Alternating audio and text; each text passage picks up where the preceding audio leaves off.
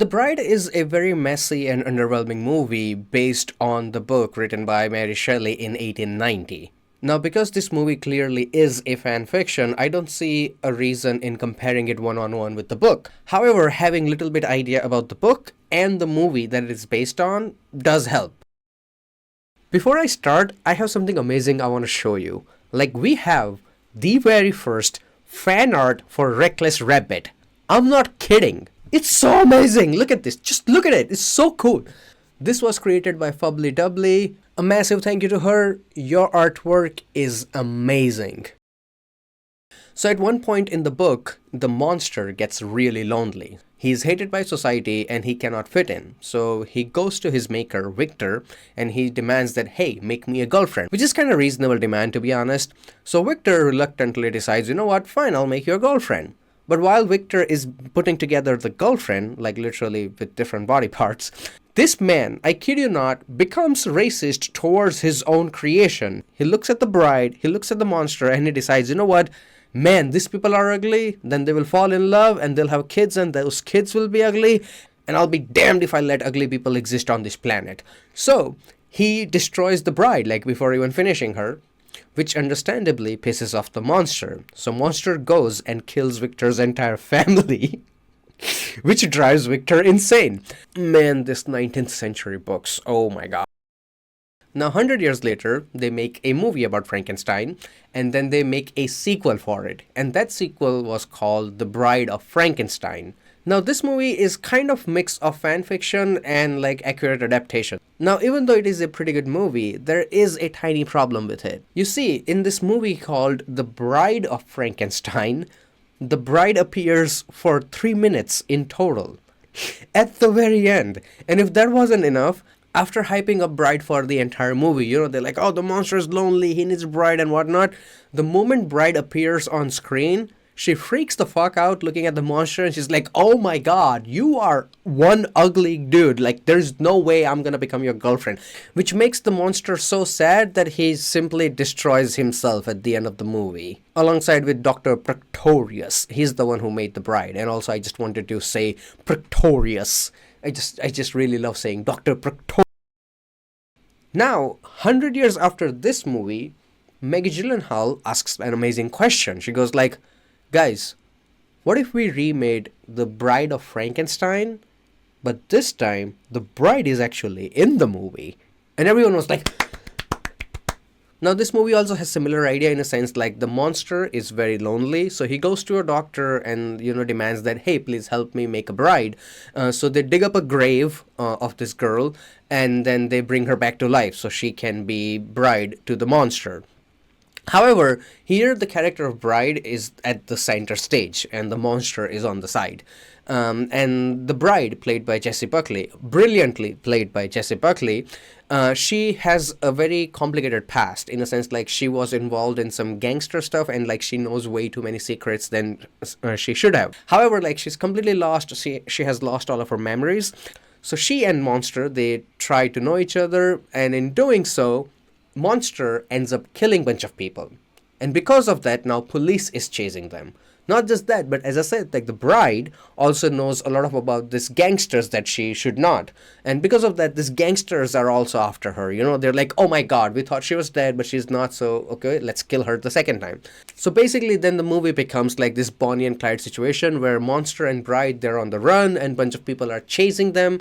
And while all of this happens, the monster and the bride, they kind of get to know each other, they start to have some chemistry, and they fall in love. So that's basically the movie. People don't mind mediocre movies. Like, people have surprising amount of appetite to watch mid content. However, what people cannot stand is when a creative person in charge is being arrogant and they do not have anything to back up that arrogance, which is basically Maggie Gyllenhaal here. See, in this movie, Mary Shelley, the author who wrote the original novel, she is also a canon character. Not just that, but she comes back to life, or like she is a ghost in a way. And she declares that, you know, like the original book, that wasn't it. Like, this is the real shit. which is already not a very good start. Like you're trying to do fan fiction of the book, and now you're trying to show it off as like your fan fiction is better than the book. Not just that, but having Mary Shelley as a character doesn't make any sense because Monster is also a real character in this universe. So how can author and the character both coexist in the same universe while you're still claiming that what author wrote was fiction? What? On top of that, the character of Bride, she keeps getting possessed by the ghost of Mary Shelley. And every time she gets possessed, she starts talking as, if she has Tourette's, or like as if like she loses control of herself and she just starts spitting out all the stuff that is built up inside her. Now, when it happens initially, like once or twice, you're like, oh, that's actually really cool. But after a couple of times, it just gets so annoying. Like, it's like, just please stop doing it. Jessie Buckley and Christian Bale, they absolutely kill it in this movie. Not just kill it, but they actually kind of save this movie. I really like the design of the bride, like the tattoo she has on the side, and the wig, and like there is very clear homage to the character from the 30s. However, like the way Jessie Buckley does her facial expressions, like she does like this very minor twitch, I think, and her mannerisms with all this like hair and the tattoo and everything, it is just so satisfying to watch. She was actually so good that now I'm dying to see Hamnet. And I don't even like those type of movies. Also, it has that guy who is always depressed in everything he does. And as I said, Christian Bale is also as reliable as always. However, his character does have some disadvantage. In a sense, like in this movie, 100 years have passed since Monster was created. And because of that, he is very good at talking and behaving like a normal person. And in doing so, sometimes you kind of forget that, oh, it is a monster because, like the mannerisms are so smooth. However, Christian Bale saves it. Like he does really good job. Not just that, but like him and Jessie Buckley, like they do such a good job of creating chemistry out of this very poorly written dialogue and like scenes. But they make it work somehow. They do. Also, the movie keeps moving. I mean, sure, you might not enjoy what is happening on screen. However, you never feel tortured. You never feel bored like, oh my god, I can't wait for this to be over. It never gets to that point. Like, it's always keeps moving. There's also a really good dance sequence at a party. I mean, sure, the scene before this and scene after that, like, they don't blend together very well. It is kind of awkward, like, how the dance starts. But the choreography and the way Christian Bale and Jessie Buckley are having fun and how it is put together, it is very entertaining to watch. This movie has multiple implications that the bride, before she dies, has been through a lot of essay. And it is also one of the reasons why she behaves the way she does. Not just that, but the movie has a couple of scenes where bride gets taken advantage of physically and emotionally.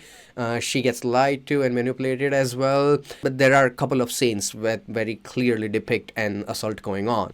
So I think it is something that you should know, in case it bothers you or affects you emotionally. Now, at its core, the movie has the message of feminism, like how women are treated poorly in the society. Especially in 1930s and 40s, it was like much worse than it is right now. However, the movie does not do a very good job of like mixing these messages with the story and present it in very like interesting way. There are some very awkward, ham-fisted monologues which don't work, are poorly written, and they're only watchable because Jessie Buckley is doing such a good job of selling them. And there's also this dialogue about Me Too, in a sense like movies referencing the Me Too movement, which is a very important moment and should be talked about. However, the way this movie handles it is not good. Like the dialogue, when it happens, it just sticks out like a sore thumb, breaks your immersion. It's like, oh, how did that come in? There's also very black and white depiction of the demographic, in a sense that because this movie is so focused on delivering the message of feminism, every female character is a good person and every male character is a bad person. Monster being the only one who is kinda in the gray area. And I think this is just indication of poor writing. For example, you could have a female character who is a villain, who is very intelligent but does bad stuff. Or you could have a male character who is in support of women but doesn't speak up, maybe because he's scared or like he's, needs a little bit of motivation. while still keeping the general tone of, that, yeah, the women are suffering and men are the one who are causing it. You can do that while still having more nuanced, more layered, more gray areas. But the movie is not interested in that. Like, some of the messaging is so ham-fisted that you kind of get annoyed even if you agree with what the movie is trying to say. Every aspect of this movie, whether it is the writing, plotting, messaging, camera work, editing, pacing, anything you pick, every single thing other than performances, they scream revisions. Like, every single thing should have gone through like 2, 3, 4 rounds of revisions, multiple drafting or whatever, to make sure that it is polished, it fits together, and it flows smoothly. Because as it is, the movie just feels very awkward and messy to watch. Nothing in this movie ever feels satisfying, like when it comes together. Not just that, but every side character is kind of weak. Especially Penelope Cruz. Like, she's this female detective, and like she's also struggling with system. And I see what movie is trying to do with it. But the way, again, her dialogues are written, like the kind of exchanges she has with her male colleague, and like, initially she's not detective, but like she's trying to climb up the ladder, and there's like entire character arc on how she goes through it. None of it is believable. Same with the doctor and like the doctor's assistant, and like there's nothing in this movie that stands out, stays with you, you find interesting, nothing. And worst of all, there is this forced conflict that just makes this movie kinda annoying to watch. So Christian Bale's character, he brings back Jessie Buckley back to life, right? Like, because he wants her to be her bride. However, when she comes back to life, as I said, she loses all of her memory. And for some reason, Monster takes advantage of her. Like, he doesn't tell her that, like, who she was, and he pretends that, oh, we were already married, and like you just had an accident and that's it, like yada yada yada, and he makes up this bullshit story, which doesn't make sense because rest of his character is kind of opposite of that. Like, he is respectful of the bride, and he gives her the space, and he kind of understand, but at the same time he's also like lying to her. And it's just like, I know the movie is trying to put Christian Bale's character through an arc, like he makes a mistake, then he learns and that kind of stuff, but the way it is done here and handled here, not it. It's just very frustrating. Like, the entire conflict feels so forced and annoying. Like, here, the monster loves watching movies, and he's big fan of this actor played by Jake Gyllenhaal. And there's this like entire backdrop of like, just like movies are amazing. And I'm just like, can we not do that? And I know that this movie is based on like a movies from 1930s, but just because of that, we don't have to keep glazing Hollywood in a movie, okay? Can we please stop doing that? It's not fun. I think out of all the side characters, villain is the weakest. And it should give you an idea that I'm calling villain a side character rather than the villain, because he is not. He's your cookie cutter mob boss with nothing that interesting going on, except that he loves to cut off tongues of his victims. You never actually see in detail how he operates his business or how he takes advantage of these women and hurts them. You just learn it through like other people talking. And if that wasn't enough, at the end when villain loses, it happens off screen. Like, come on, like entire movie we follow Jessie Buckley's character, like how she has been essayed, like she has been harassed, manipulated, and she has been through so much pain because of this fucking villain, right? But then when it comes to get the moment, like where Buckley goes and defeats the villain, or like, puts a bullet in his head, like whatever, we don't get to see it. It directly cuts to where he has already been captured by this bunch of women and whatnot, and it's just very, very unsatisfying. Also, this is a movie which would have benefited a lot from having a flashback. To learn more about Bride and how she was involved with all of these gangsters and how she knows what she knows and what happened to her. Like, having a small section would have benefited this movie so much. And on top of that, like, Penelope Cruz's character, like the way she solves the case and how she concludes everything and how she handles the final situation, like, it was so weak and so poorly handled that it's like literally like a massive eye roll moment. You're like, come on.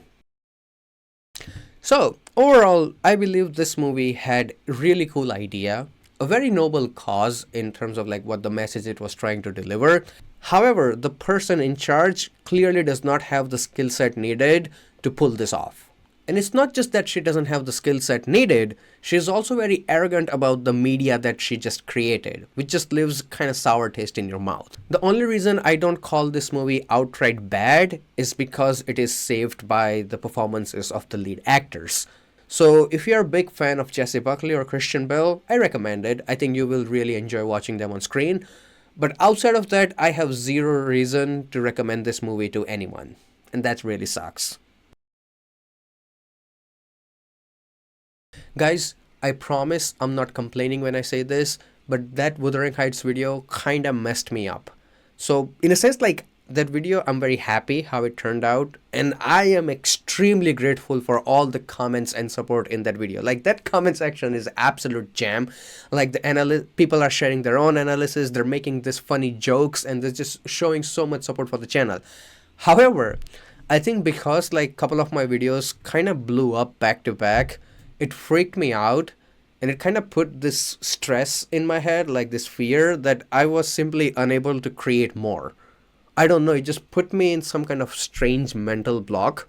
I was checking my phone 150 plus times a day, and this is without any exaggeration, like in literal sense. Like I would just wake up and immediately go to my analytics and like check the comments and whatever. Like I strangely became obsessed with it, that I just had to check my phone every 2 minutes, otherwise I couldn't calm down.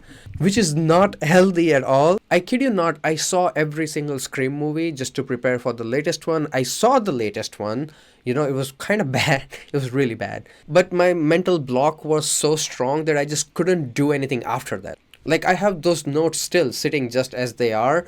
And now it's too late to make a video about Scream. Not just that, but I think it's even late to make video about The Bride because the movie has been out for more than a week, I think.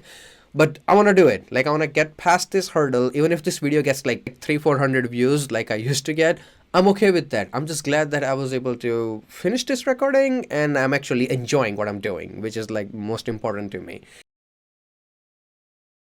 And I'm guessing I'm not the only one who is struggling so much. I mean, when I talk to my friends and people around me, I notice that, you know, just because the world sucks so much right now, everyone is kind of depressed a little bit. So for me, spending less time online and spending less time watching news or just consuming any kind of content, like cutting that down helped a lot. Also like spending more time with my friends, doing any real world activity, even if it's something like cooking or whatever, that helped a lot. So yeah, that's the little bit of stuff that I wanted to share, and I hope my video will make your day better, even if it's just for like 5 minutes. And that's it. Thank you very much for watching. I really appreciate it. I will see you next time. Until then, goodbye, take care, and have some fun with fiction.